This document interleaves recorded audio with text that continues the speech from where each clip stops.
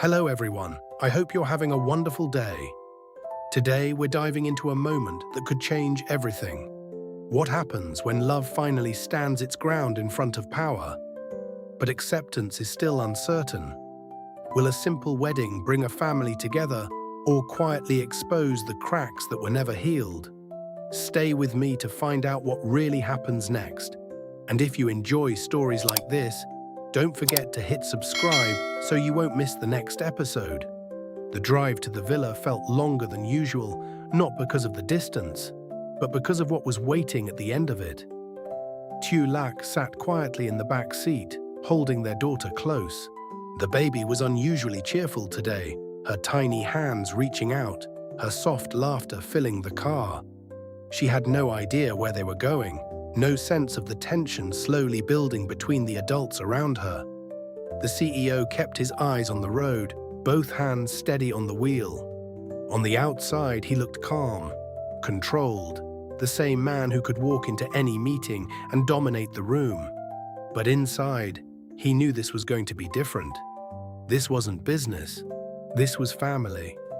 "Are you nervous?" he asked softly, glancing at Tieu Lac through the rearview mirror. She hesitated, then nodded. "A little," she admitted. "Your mother? She's never really accepted me." The CEO didn't respond immediately, because she wasn't wrong. "She doesn't have to accept you," he finally said. "Not right away." A small pause. "But she will have to respect you." Tieu Lac lowered her gaze slightly, her fingers gently adjusting the blanket around their daughter. "I'm not afraid of her," she said quietly. "I just don't want things to become harder for you." The CEO's grip on the steering wheel tightened just slightly. "They already were," he replied, "before you."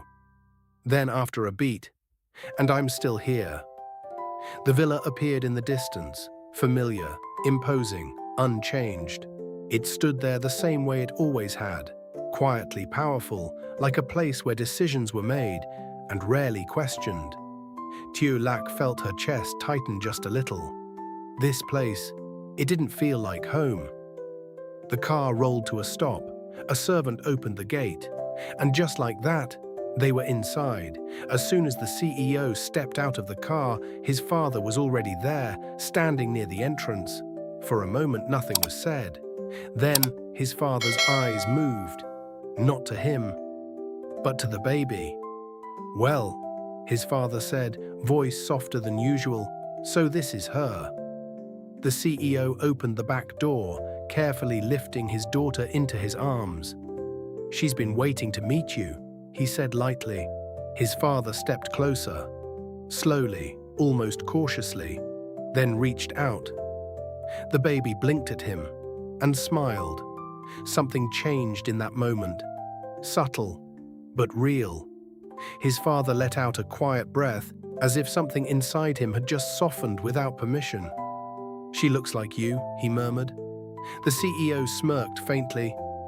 "Let's hope she doesn't act like me." His father almost smiled. Almost. Then, a voice cut through the moment, cold, measured. "Are you going to stand outside all day?" The CEO turned.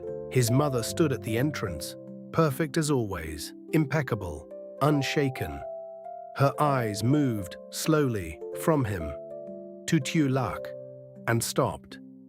For a brief second, the air changed, not loudly, not dramatically, but enough. Tieu Lac stepped forward slightly, holding herself steady. "Hello," she said politely. No response, not immediately. Then, his mother's gaze shifted, downward, to the baby.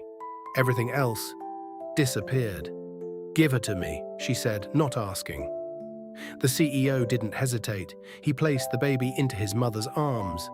And just like that, the tension broke. Her expression changed instantly, softened, melted. Gone was the cold, distant woman. In her place, a grandmother. "Well, look at you," she whispered gently, brushing her fingers across the baby's cheek. The baby giggled, reaching out, grabbing onto her necklace without hesitation. The CEO and his father exchanged a brief glance. Neither of them said anything, but they both saw it. This shift, this opening. Tieu Lac stood slightly to the side, watching, quiet, almost invisible. It wasn't unfamiliar. But this time, it didn't hurt the same way, because this time, she wasn't trying to be accepted. She was simply there. Inside, the atmosphere became lighter. For a while, the baby moved from one arm to another, from grandfather to grandmother, back to her father. Her laughter filled the room, echoing through the high ceilings, softening every corner that once felt too rigid. "She's exactly like you were," his father said, watching her crawl across the floor. The CEO raised an eyebrow. "That doesn't sound reassuring." His father let out a quiet chuckle. "She doesn't stay still." Even his mother smiled, just slightly. For a moment, it almost felt like things were normal. Until the CEO spoke. "I want to talk about something," he said calmly. The room shifted again, subtly. His mother looked up. His father straightened slightly. The baby continued playing on the floor, unaware. "I'm planning a small wedding," the CEO continued. "Just something simple." A pause. Then, "With Tieu Lac." Silence, this time heavier. His mother didn't react immediately. She simply watched him, carefully, measuring every word. "A wedding," she repeated. "Soft, too soft." "Yes." Another pause, longer, colder. "And you've already decided this?" she asked. The CEO met her gaze directly. "I have." The baby laughed again, a bright, innocent sound cutting through the tension, but no one smiled this time, because everyone in that room knew this wasn't just about a wedding, it was about acceptance, power, control, and whether love was enough. His father finally spoke, slowly, carefully. "You're asking for our approval." The CEO shook his head. "No." A beat. "I'm informing you."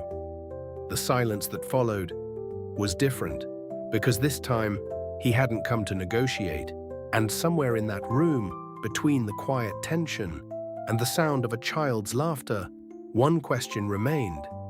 Would this family finally accept what he had chosen? Or was this where everything began to break again? The silence didn't break right away. It stretched, slowly, like something invisible tightening between them. The CEO stood still, his gaze steady, not avoiding his parents, not stepping back. For the first time in a long time, he wasn't waiting for their reaction. He was ready for it. His mother was the first to move. Not much, just a small shift of her hand, as she gently lifted the baby back into her arms, almost as if she needed something to hold on to before answering. "You've grown confident," she said quietly. It didn't sound like praise, it sounded like observation. The CEO didn't respond, because he knew this wasn't the real conversation yet. His father leaned back slightly in his chair, his eyes moving between his son and Tieu Lac. "You said a small wedding," he spoke at last. "What exactly does that mean?" The CEO answered without hesitation. "Just family, close people, no business, no public attention." His father nodded slowly. Reasonable, simple. But that wasn't the problem. His mother's voice came again. "And where would this wedding take place?" she asked. "At the apartment," the CEO replied. This time, she looked directly at him, not cold, not angry, but something deeper. "Not here?" she asked. That question carried weight, not just about location, but about belonging. The CEO held her gaze. "No." A simple word, but it drew a clear line. Another silence. Tieu Lac could feel it now, that shift again, like the air had become heavier. She stood quietly, her hands gently clasped in front of her, not interrupting, not stepping forward. But her presence couldn't be ignored. His mother finally looked at her again, really looked this time.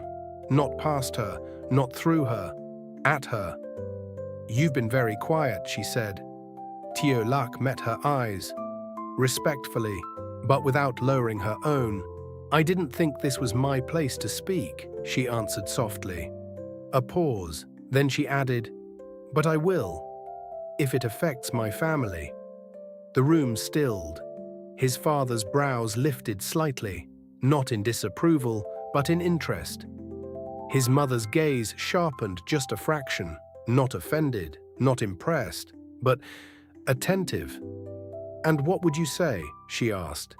Tieu Lac took a breath, not rushing, not forcing anything. "I don't expect approval," she said. "I never did." A small pause. "I just want a chance to build a life with him, without being moved aside. No drama, no pleading, just truth." The baby suddenly crawled forward, letting out a small laugh, reaching toward the edge of the table. The sound broke the tension, just for a second. His father leaned forward, picking her up gently. "She doesn't seem to understand any of this," he said lightly, but his eyes, they weren't on the baby, they were on Tieu Lac. "She's part of this now," he added quietly. That sentence shifted something, not completely, but enough. His mother exhaled slowly, not visibly tired, but thoughtful. "You're asking for something very simple," she said. Then, her tone changed slightly. "But you're asking it from a family that is not simple." The CEO stepped forward this time. "That's why I'm not asking anymore." His mother looked at him again, and for the first time, there was something in her eyes that wasn't control. It was recognition. "You've changed," she said. He nodded. "I had to." Another long pause. Then, unexpectedly, his father spoke. "I don't see a reason to refuse," he said calmly. The room froze. Even the CEO didn't react immediately. His mother turned slightly toward him. "You're agreeing?" she asked. His father didn't look away. "They've already built a family," he replied. "This wedding is just acknowledging it." A simple perspective, but one that carried weight. His mother didn't respond right away. Her fingers gently brushed against the baby's hand. The baby gripped her finger instinctively, tightly. That tiny gesture did something.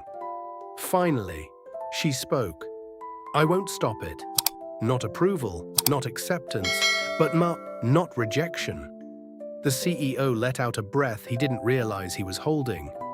Tieu Lac didn't move, but her eyes softened slightly.